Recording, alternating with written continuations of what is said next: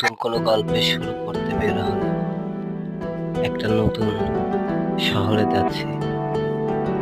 যাওয়ার পথে মনে হলো আমি হয়তোবা বাংলাদেশের বাইরে অন্য কোনো কান্ট্রিতে আছি বা অন্য কোনো রাষ্ট্রে আছি। কি মনোরম একটা পরিবেশ।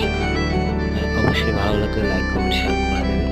চলুন কথা বাড়াবো না, সুন্দর মুহূর্ত উপভোগ तेरे করি। ধন্যবাদ। जाने का गम और ना आने का गम, फिर जमाने का गम क्या करें।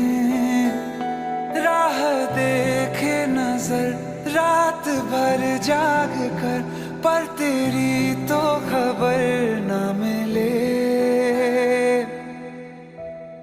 बहुत आई गई यादें, मगर इस बार तुम ही आना। इरादे